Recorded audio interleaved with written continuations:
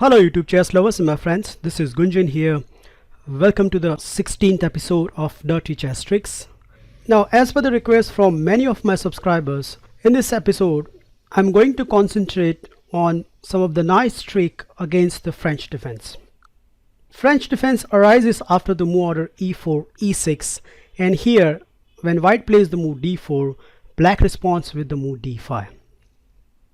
The repleta I'm going to suggest is a very tricky one.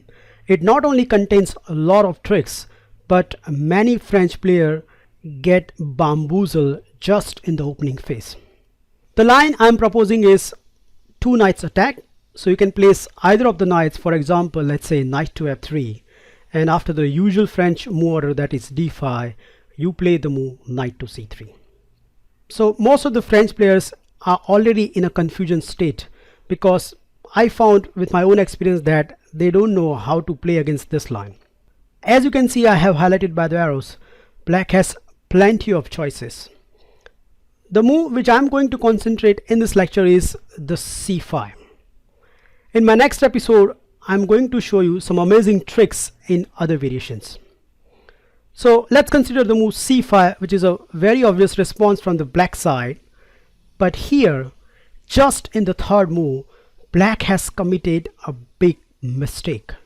Yes, you heard it right, just on the third move. And it's amazing that white can quickly exploit this weakness and get a winning position. Now the few moves of the white is very forceful one, and that's what I like about this line. So here white plays e captures d5, and after obvious response, that is e captures d5, white has another forcing move, that is bishop to b5 check, and now black response is forced. Especially if you are playing bullet or blitz game, there are likely to be chances that your opponent played this move, that is bishop to d7, which is outright mistake. The easiest reputation is you play queen to e2 check, and no matter how black responds, for example, let's say black plays queen to e7, then you can simply get a pawn after bishop captures, knight captures, and knight captures d5. So bishop to d7 is not possible at this point. That means black response is forced. Black has to play knight to c6. Afterwards, white will continue with the move queen to e2 check. Now, as I have highlighted over here, black has 3 responses. Amongst them, bishop to e7 is the most common one, but we'll see what will happen if black plays other moves. So the first move I want to consider is bishop to e7. Well, after this, white has a super aggressive reply, starting with the move knight to e5, so hitting the knight, and once again black response is forced. Black has to play queen to d6. If he play bishop to d7, then he fall into our wonderful trick, and the trick start with the move knight captures d5. So white is a clear pawn up, and the tactical justification of this line is after knight captures, queen captures, bishop captures, white regain his piece after knight c7 check, king to f8, and now knight captures bishop. So not only we are pawn up, but black king is clearly misplaced. So you can see this line is very forceful, and black has to play very accurately to avoid a lot of tricks. Okay, queen to d6, and now a super aggressive move, that is d4. Black is in big trouble. Well, what's the idea of d4? The idea is very simple. What white wants to do is, white wants to capture the c5 pawn, and when black recapture, white wants to play bishop e3, and that way it will not only speed up the white development, but it will create an isolated d pawn on the black camp, which can be easily exploited in the middle game. Now I reached this position many times in my games, and there are 4 main replies played by the black. By the way, to tell you the surprise value of this line, I checked this position in Mega Database 2016, and this is what I come up. So far this position reached 5 times in real games, and in all these 5 games, 3 games white won and 2 has been drawn.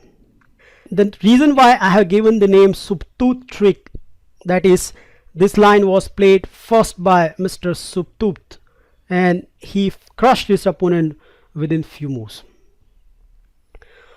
I also come to know about this trick when I actually fall into this trick. One of my high-rated opponent played this line against me. I was black at this position, and I thought for a while in this position, and I thought, okay, the best response is you have to accept this pawn. So the first response we are going to look at is c captures d4, which I played in my game. And here my opponent revealed his nasty idea, that is bishop to f4. So now once that knight moves, then there will be a nasty discovery on the queen. Once again I have to thought for a long time, and I thought, okay, well, if white wants to sacrifice his material, then let him justify what he get. So I accept this piece sacrifice, that is d captures c3. My opponent plays knight captures c6, and I grab another piece because I don't have any choices. So I capture this bishop. My opponent captured the bishop, and there's a discover check to the king. And kindly note, the king has the only place to go, that is king to d8, because if king to f8, then after knight to g6, it's not only forking king and a queen, but there's a checkmate in one. Any pawn capture, let's say f captures, then queen to e8 and checkmate, majesty. So that was happened in the Suptut game. Well, we should see what happens after king to d8. Well, after king to d8, white has the simple reply, that is knight captures d5. So not only attacking the queen, but we have a checkmate threat on e8. In this game, I have to play the only reply, that is queen to d2 check. My opponent captured the queen, and after pawn captures and king captures, I found to my horror that I'm a pawn down with virtually no compensation. So this is what you have to do when your opponent greedily capture all the pieces. Okay, the second move here black can try is knight to f6, but this is a big mistake. Idea of black is to castle on the king side, but here white can diffuse everything with the same idea, that is bishop to f4, and now that queen has a lot of problem. So for example, if black castle at this point, then the simplest reply is knight captures, queen captures, knight captures e7 check, king to h8, and after knight to d5, not only hitting the queen, but at this point white is a clear piece up.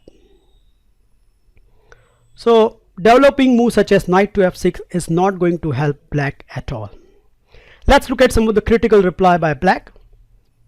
The first one is bishop to d7. Well, after bishop to d7, we are going to continue with the move bishop captures knight, and now there are two ways black can recapture. If b captures c6, then the simplest is you are taking this pawn, hitting the queen, and if black doesn't capture the pawn, then we are going to consolidate this pawn with the move b4. So black has to accept this, and now the simple but very effective move knight captures d7, which draw black king in the center, that is king captures, and now after queen to g4 check, king to e8, queen captures g7, bishop to f6, and queen to g3, white emerge with clear pawn advantage. If bishop captures c6 at this point, then you continue with the move castle on the king side, and after the move knight to f6, you simply play the move bishop to f4. So once again the similar idea. If black escape from the pin, which is queen to d8, then the simplest is you capture this pawn, and now black cannot capture this pawn because of the discover check of the knight. So black has to castle first, but then we can simply consolidate our pawn with the move b4. Not only white emerge with a pawn advantage, but black has an isolated pawn on the d5. So that was about bishop to d7. Now let's consider the most critical reply by the black, that is a6. Well, against this I'm recommending that you should continue with the move pawn captures c5, queen captures. Now you play the move bishop to a4. Now if black continue with the move knight to f6, then white has a wonderful move, that is bishop to e3, and later on white can exploit the isolated d5 pawn. So accordingly there are two critical replies. The first one is d4. Well, after this, white will go with this critical sequence, that is knight to d3, attacking the queen, queen to a5. Black is trying to pin our knight. No matter, we continue with the move b4. So queen to d8. And now the simplest is you go with the move knight to e4. After further developing moves such as bishop to e6, castle on the king's side, knight to f6 and knight to c5, black has to withdraw his bishop back to c8, otherwise he is going to lose the b7 pawn. And in all these cases, black has an isolated pawn and far behind the development. So d4 doesn't work.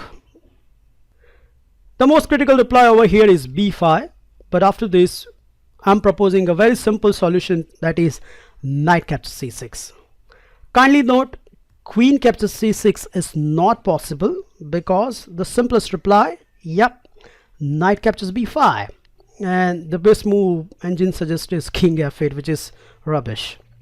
Okay, so what happens if b captures a4? Well, against this I'm recommending a simple solution, that is knight captures bishop, knight captures, and now simple move castle. So idea is to play rook to e1. Now if black castle at this point, then black is going to lose the pawn. So obviously black has to find a better way, and the best move over here is a3. Well, against this I'm recommending following sequence, that is knight to a4 hitting the queen, queen to d4 hitting two spots, but here comes the forcing sequence, that is bishop to g5, f6, rook to e1, castle on the king's side, and now b3 supporting the knight. And after f captures g5, queen captures knight. Yes, material is balanced, but this is not the kind of situation black wants because his all pawns are crippled. So that's pretty much you need to know against bishop to e7. Now let's look at some of the other sideline replies by black. The first one I want to look at is knight g to e7, but you can already see the blocking the dark square bishop is not a good idea by black, and here white can simply continue with the move d4 attacking the pawn, and after c captures d4, knight captures d4, we are attacking the knight two times. So black has to defend with the move bishop to d7, and now we are going to simply play the move bishop to e3. I reached this position two times in my game, and these are the two moves tried by my opponent. So the first move I want to consider is g6. After g6, I continue with the move castle on the queen side, and after the move bishop to g7, which is a blunder move. Can you spot the refutation? Yup, it's knight captures d5. The game continues with the move knight captures, pawn captures, and bishop to c5. My opponent has to forcefully block it with the move bishop to e6. Afterwards, bishop to c6, nab the queen, and the game. The second move is a6, but after this you can play the move bishop to a4, and after the move b5, I simply played the move bishop to b3, pressurizing on d5 square. My opponent here continued with the move knight captures d4. I captured the piece, and now he played the move bishop to e6, but then I simply played the move rook to d1. And look at the funny picture of the black king side. There is hardly any piece can move. That's the beauty about this line. Okay, the last move is bishop to e6. Well, computers say this is the best move, but I have a doubt because white always have the moves such as knight to d4 or knight to g5, not only getting the bishop pair but destroying the black pawn structure. So let me show you some of the sample games.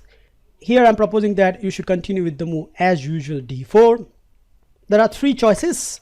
In the first one, black capture this pawn, which is a mistake. Here white will continue with the move knight captures d4, so hitting two spots. Black defended with the move queen to d7, and now you simply castle on the king side. The problem over here is when black try to finish his development, let's say knight to f6, we play bishop to g5, and after bishop to e7 we have this wonderful move rook to e1, and at least white will gain a pawn. So after a long time, my opponent played the move castle, which gave me opportunity to get a pawn after following sequence, that is knight captures, pawn captures, queen captures, rook captures, king to f7, and now rook to e1 with a clear advantageous position. So cd4 is not working. Let's look at another developing move such as bishop e7 or knight to f6. Well, I'm afraid they are not good as well. After bishop to e7, you continue with the move d captures c5. And now if black doesn't capture the pawn, then we can consolidate with the move b4. So black has to play the move bishop captures c5. Afterwards, we can simply hit this bishop with the move knight to e4. Kindly note, if bishop to b6, then we can capture this bishop, and after queen captures, we can play the move knight to g5 with a very pleasant advantage. So that means bishop has to drop back to e7. We can continue with the move knight to d4. So hitting the knight, hitting the bishop. And if queen moves either d7 or d6, then we can simply castle on the king side and place our rook on e1 and get a simple pawn. So my opponent decided to play bishop to d7. Here, after some thinking, I continue with the move bishop captures knight. He recaptured my piece and same time hitting my knight. So I dropped my knight back to the c3. He played knight to f6, which allowed me to pressurize his bishop with the move knight to f5. My opponent continued with the move g6, but then I simply reply with the move bishop to g5. And my opponent captured the piece, but after bishop captures, rook to g8 and castle on the queen side, it's a horrible position for black. Not only the d5 pawn is attacked, but that bishop needs constant protection. The last move I want to consider is knight to f6. Afterwards, white will continue with the move knight to g5, hitting the bishop. And after queen to d7, we can play the move bishop to e3. So pressurizing the c5 pawn. In this game, my opponent continues with the move capturing the pawn. I recapture with the bishop. And now he plays the move bishop to e7. So his idea is to castle on the king side. No matter, I continue with the move castle on the queen side. And after he castle on the king side, I played the simple but very effective move rook to e1. And now black is going to lose a pawn. So you can see this line has a tremendous bite, and I catch a lot of higher rank player with this simple but very effective tricks. I hope you enjoy and learn this wonderful trick against the French defense. Feel free to like, subscribe and comment on this video, and I meet you in my next episode very soon. Bye. Oh my god, this is disaster for black, but to my surprise, black plays this amazing move, which is knight cross c6. But this is the last time he's going to put this, because after knight captures d6, he smothers mate.